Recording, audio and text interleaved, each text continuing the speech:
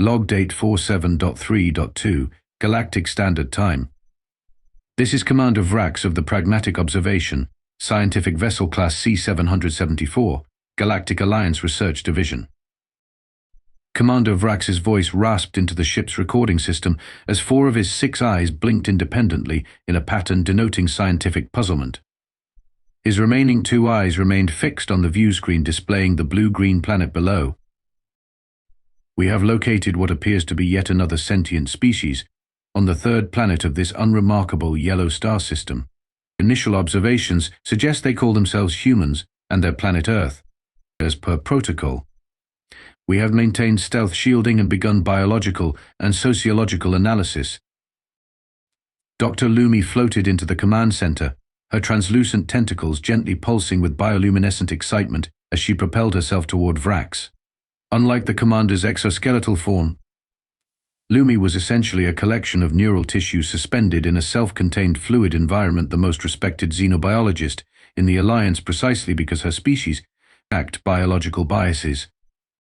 Commander, you simply must review my preliminary findings, she bubbled, her voice modulator translating her thoughts into audible speech.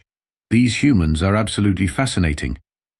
They're carbon-based bipeds with an internal skeleton, nothing remarkable there, but their biochemistry and behavioral patterns are, well, they're concerning. Vrax swiveled his sensory stalk toward her. Concerning how, Doctor? Are they developing faster than light capabilities?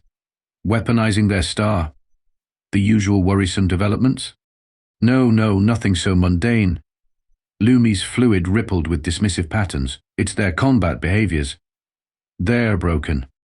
Broken? Elaborate. Dr. Lumi projected a holographic display from her central neural cluster. We've been observing their conflicts. Small ones, large ones, organized and chaotic. And in every case they exhibit the same disturbing pattern. They don't have a proper shut-off mechanism. The Commander Vrax's mandibles clicked together, twice the equivalent of raising an eyebrow. All sentient species have automatic submission protocols. It's an evolutionary necessity. Not these humans, Lumi insisted. Look at this footage from their most recent global conflict. The hologram shifted to show humans fighting in various environments, muddy fields, dense jungles, snowy mountains. Soldiers continuing to fight despite grievous injuries, civilians pulling themselves from rubble to help others, pilots nursing damaged aircraft back to bases. We've run the biometric analysis 3 times, Lumi continued. It makes no sense. Their bodies produce chemicals that should induce immediate surrender when their systems are sufficiently damaged, but instead, these chemicals seem to enhance their combat capabilities. That's not possible, Vrax stated flatly. All sentient life evolves with self-preservation failsafes. When damage exceeds certain thresholds, combat must cease. It's how intelligent life survives long enough to become civilized. Well, no one told the humans. Lumi's color shifted to amused perplexity. They keep fighting long past the point where any reasonable organism would activate submission protocols.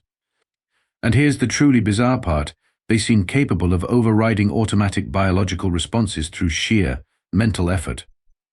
The Commander Vrax's sensory ridge flattened in disbelief. You're suggesting they can consciously control autonomic functions? That's not just unlikely, Doctor. It violates core principles of evolutionary development. I have hundreds of examples. Lumi pulsed defensively. Humans continuing to function despite losing significant blood volume, operating with multiple skeletal fractures or even missing limbs. They appear to have some kind of psychological override that kicks in precisely when most species would shut down. The commander began pacing, his 4 lower limbs clicking across the metallic floor.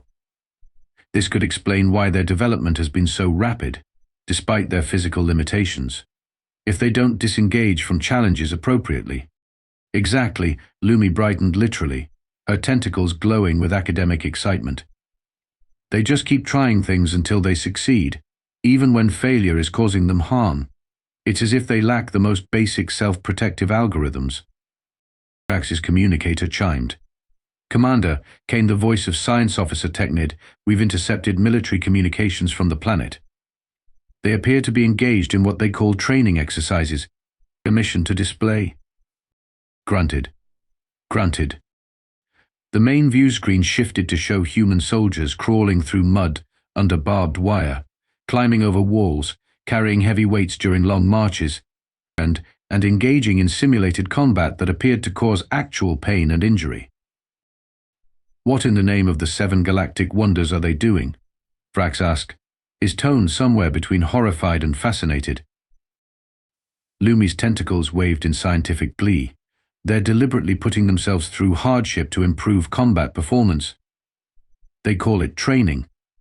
They're intentionally overriding their pain responses. Vrax's mandibles clicked rapidly, a sign of deep concern. Doctor, are you telling me these humans deliberately make themselves uncomfortable, even to the point of injury, to improve their ability to continue being uncomfortable and injured? Yes. Lumi pulsed brightly. And they call it building character. The commander stared at the view screen, watching humans voluntarily subjecting themselves to conditions most species would find intolerable. The Galactic Alliance needs to know about this immediately, he finally said. A species without a proper combat disengagement mechanism. This could change everything we understand about sentient development. We need to study one of these humans up close. Dr. Lumi's fluid body rippled with excitement. I've already selected a candidate for observation. A military specimen who exhibits these traits most prominently. With your permission, Commander? Vrax nodded his sensory stalk. Make it happen, Doctor, but be careful. If these humans really don't know when to stop fighting, he left the thought unfinished. What's the worst that could happen? Lumi bubbled cheerfully. It's just one human against an entire research vessel of the most advanced species in the galaxy. Neither of them recognized the dramatic irony in her words. This is a terrible idea, muttered Science Officer Technid, his crystalline exoskeleton glinting nervously under the transport bay lights. Extracting a wild specimen without proper containment protocols. We should request a specialized capture team. Dr. Lumi's tentacles formed what passed for a dismissive wave. Don't be so dramatic. We're simply borrowing one human, a Captain Alex Reynolds, according to their military databases. We'll study their unique combat persistence, then return them with modified memories. The teleportation beam hummed to life, its swirling vortex of energy focusing on coordinates from a remote Earth military base. Within moments, the unconscious form of Captain Alex Reynolds materialized on the platform, a muscular human in a torn combat uniform, apparently retrieved during some training exercise. Fascinating. Dr. Lumi bubbled closer, her tentacles reaching out to probe the human's physiology. Even unconscious, their autonomic systems show unusual resilience. Heart rate stabilizing despite the teleportation trauma, cellular repair mechanisms already activating. Commander Vrax observed from a safe distance. How long before it regains consciousness? Given their biology, probably several hours. We've administered the standard class 7 sedative. That would keep a Krontuvan battle beast down for a full rotation, Lumi replied confidently. Exactly 47 seconds later, Captain Reynolds' eyes snapped open. The subsequent events were recorded in the Pragmatic Observations security logs as Incident Alpha, Human Containment Failure 1. Later, this would be amended to include numbers 2 through 17.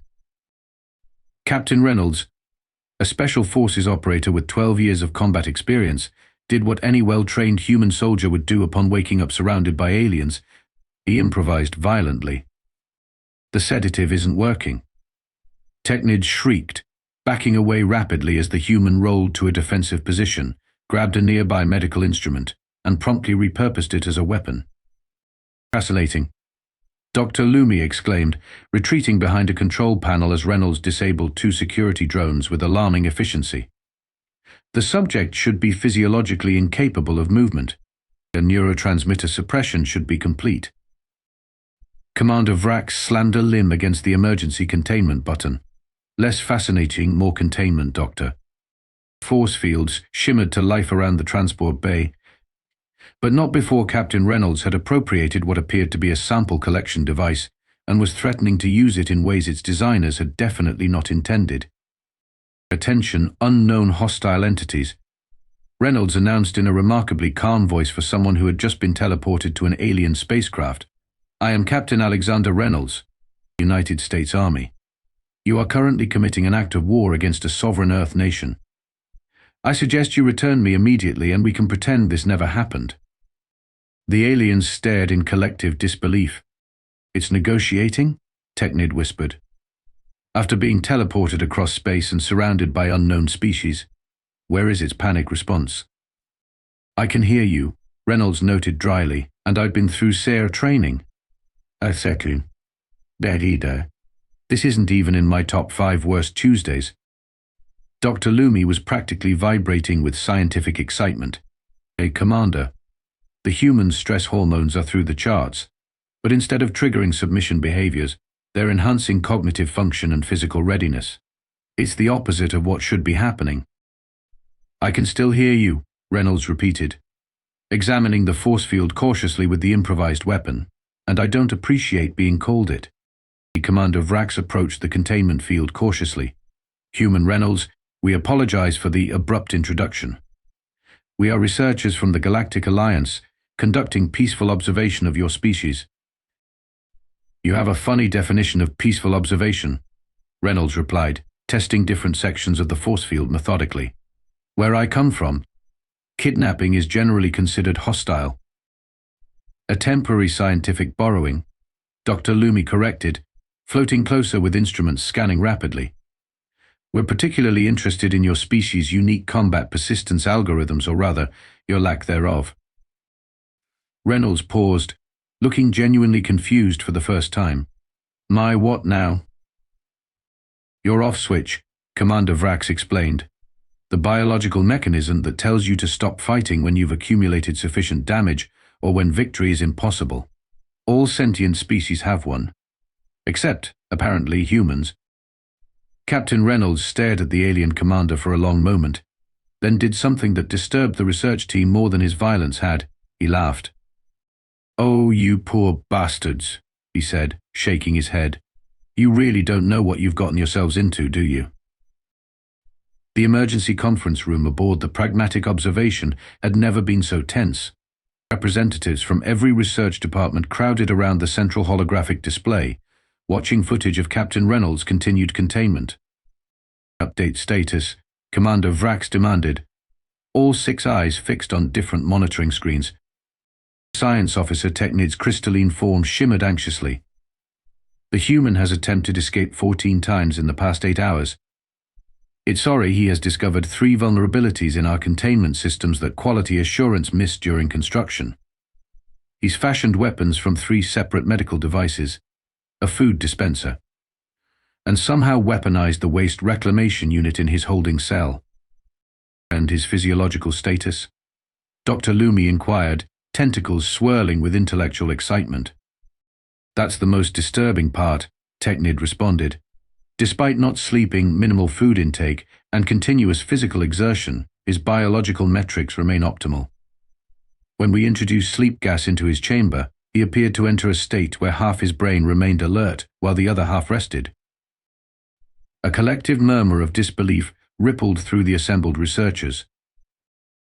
"That's not possible," stated Chief Medical Officer Plex, their gelatinous form quivering with professional indignation. "No organism can selectively rest portions of their neural system while maintaining threat assessment." "Apparently humans can," Technid replied. "They call it combat napping." Captain Reynolds explained it rather colorfully as sleeping with one eye open. Dr. Lumi floated to the center of the room, her tentacles connecting with the display systems to project her research findings. "Distinguished colleagues, what we're witnessing is unprecedented in galactic xenobiology. Every sentient species we've encountered possesses what we call the universal submission circuit, the neurobiological mechanism that forces disengagement from conflict when certain damage thresholds are reached." She displayed comparative brain scans of various galactic species alongside Captain Reynolds. "Here, in the hypothalamic region of most species, we see the cluster responsible for combat cessation. When an organism sustains significant damage or expends too much energy, this activates, flooding the system with submission hormones. It's an evolutionary safety valve that prevents fighting to mutual destruction." A murmur of agreement passed through the room. This was basic xenobiology. But humans, Dr. Lumi continued, highlighting Reynolds' brain scan, lack this circuit entirely. In fact, their equivalent brain region instead connects to systems that produce compounds called adrenaline and cortisol, which enhance combat performance when damage is sustained. That's evolutionarily backwards, interjected evolutionary specialist Jaw. A species cannot advance to civilization without proper self-preservation constraints. Dr. Lumi's fluid body rippled with academic excitement. Yet they have. And I believe I know why. Humans evolved as persistence predators. She displayed footage of early humans hunting on Earth's savannas. They didn't outfight their prey, they outpersisted them. Humans would chase animals until the prey activated their submission circuits and collapsed from exhaustion, while the humans just kept going. This trait apparently carried into their intra-species conflicts as well. The commander of Vrax's mandibles clicked in contemplation. So when other species would logically surrender or retreat, humans doubled down. Lumi finished. They have colloquialisms for this: backs against the wall, do or die, last stand. Their literature glorifies continuing to fight despite overwhelming odds or certain defeat. The room fell silent as the implications settled in.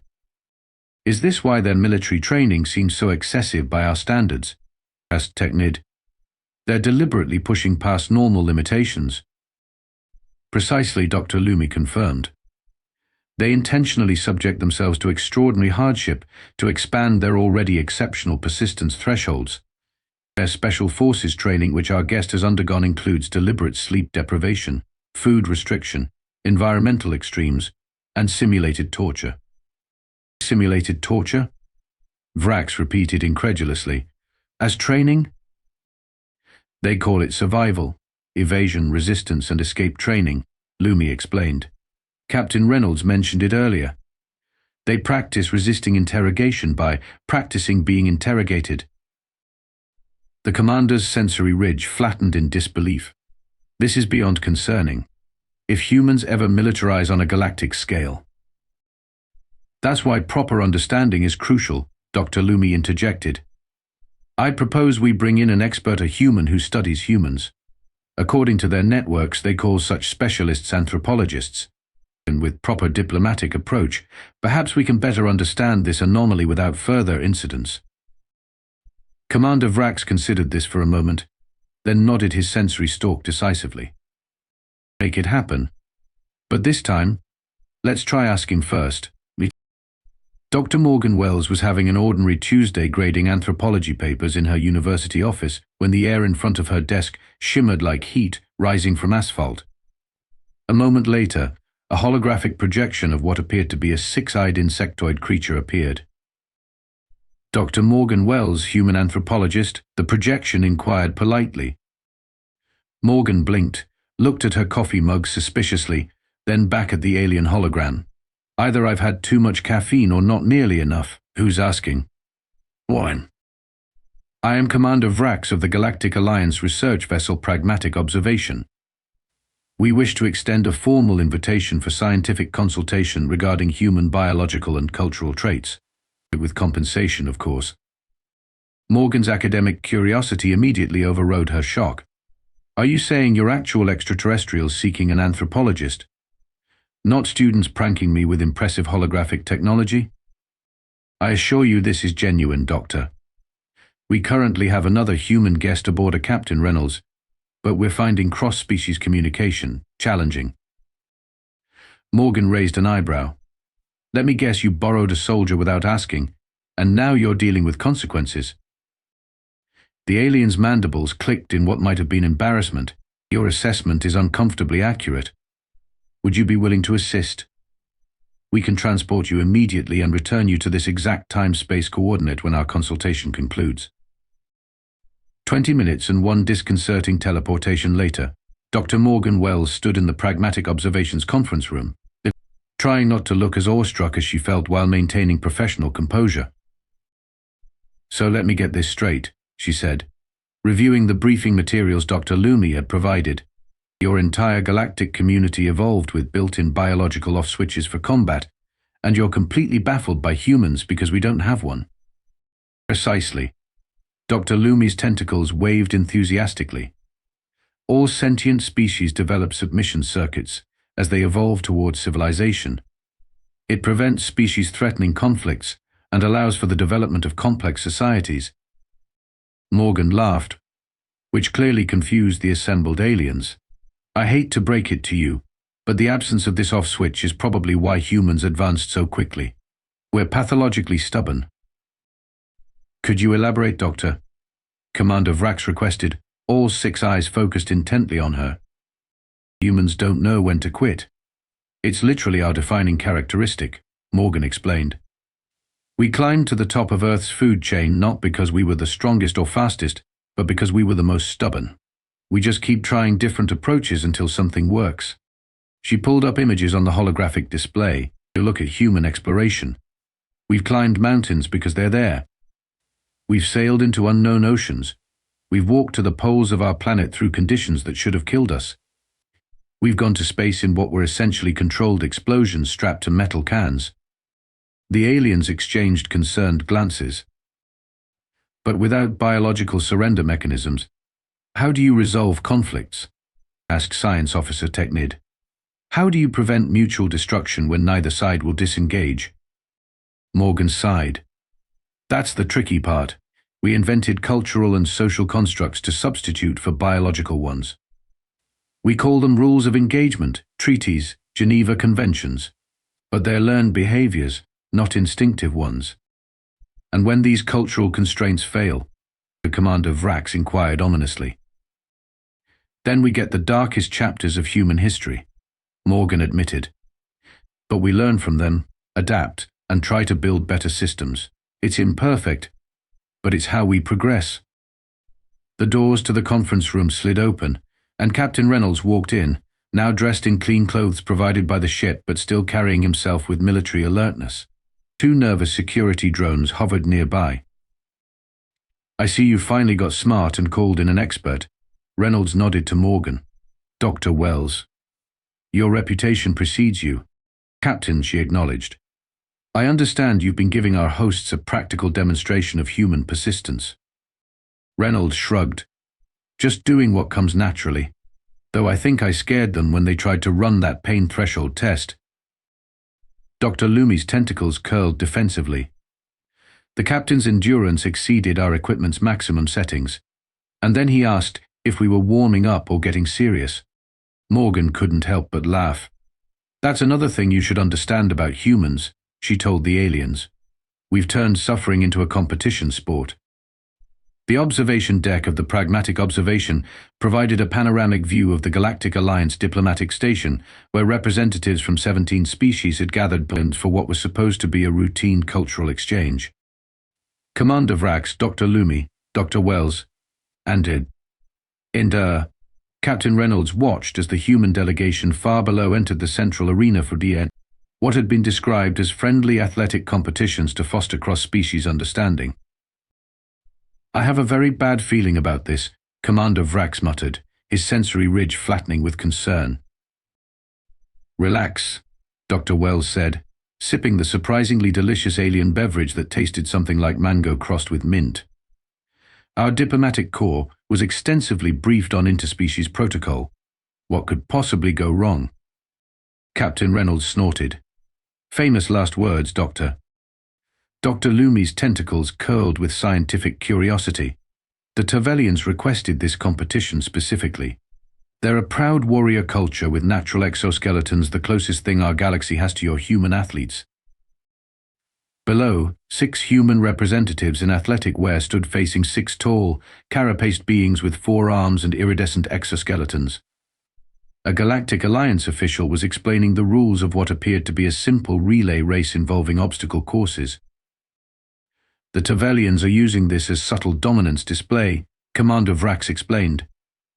They excel at short-burst physical activities.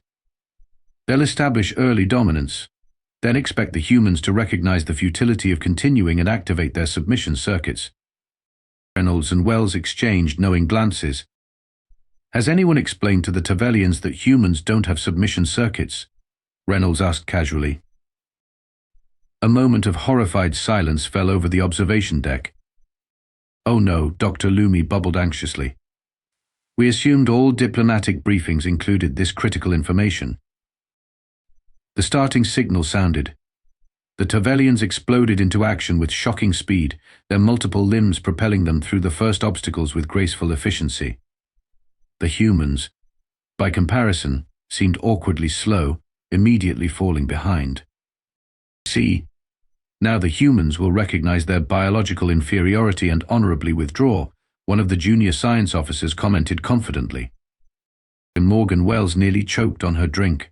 That is absolutely not what's going to happen. Sure enough, as the race progressed, something unexpected occurred.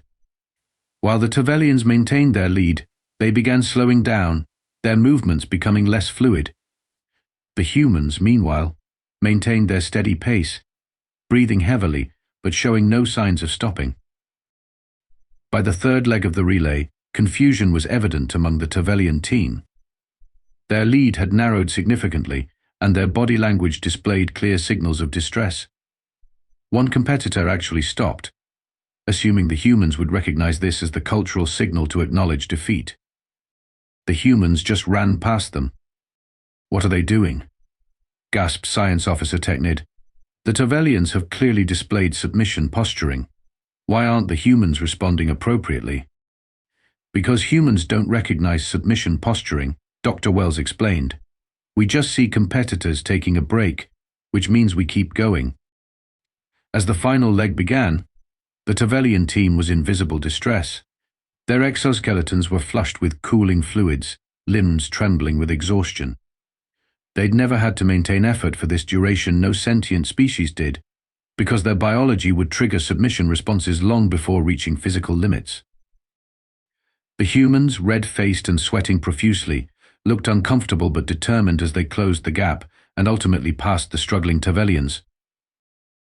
"This is going to cause a diplomatic incident," Commander Vrax predicted grimly. "Actually, it's worse than that." Captain Reynolds pointed to another area of the competition field where human and Mebosian teams were engaged in a tug-of-war. The rope had snapped, sending both teams tumbling, but the humans had immediately jumped up, ready to continue while the Mebosians were displaying clear distress signals.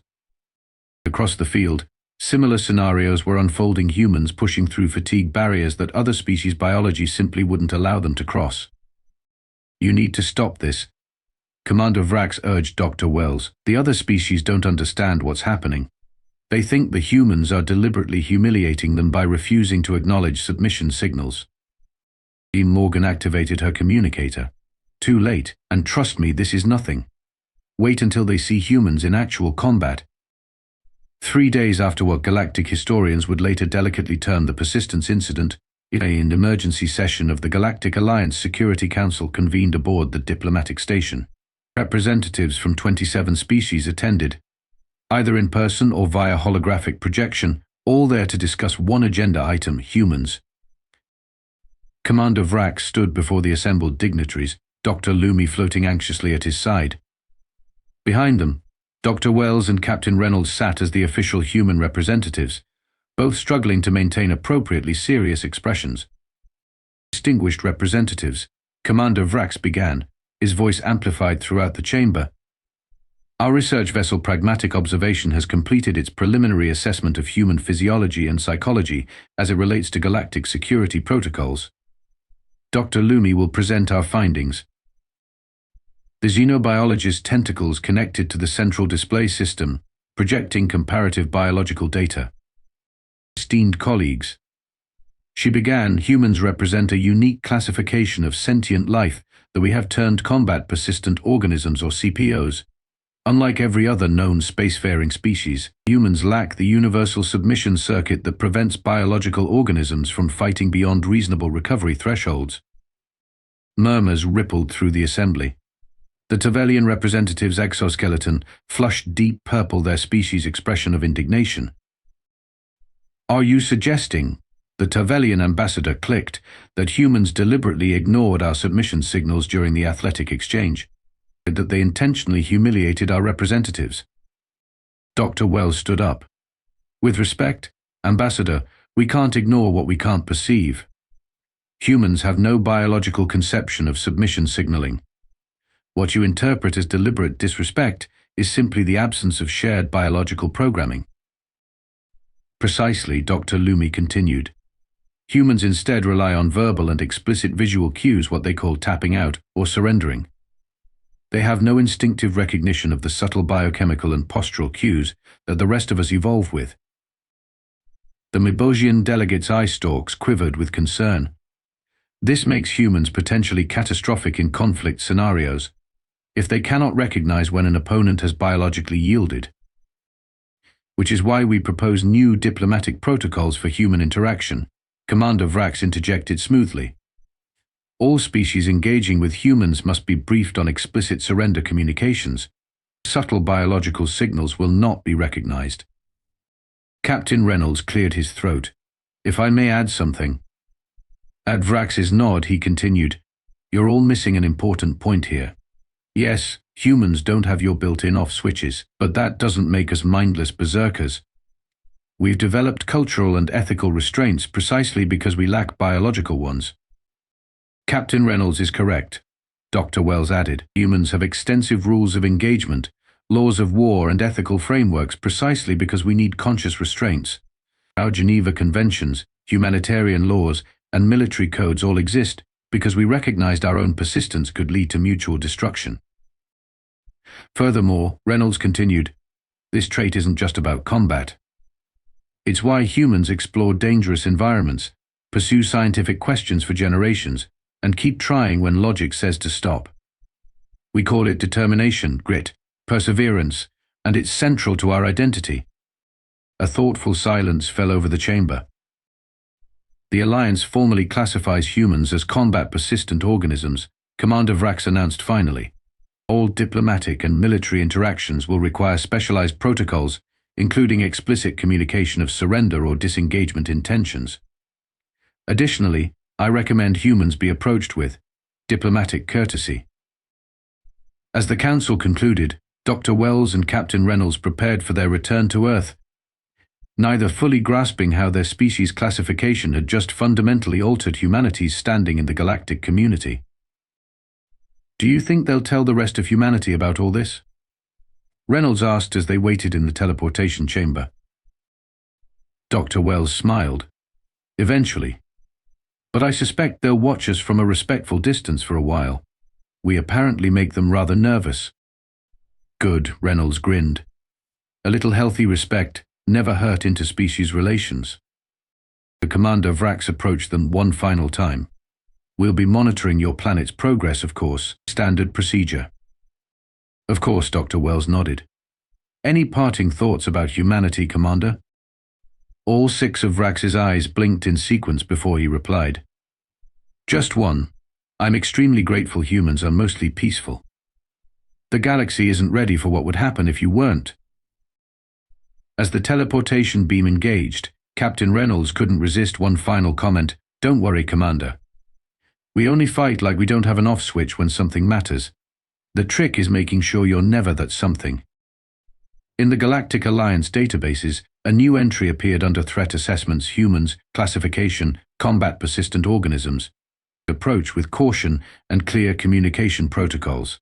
Under no circumstances back them into corners.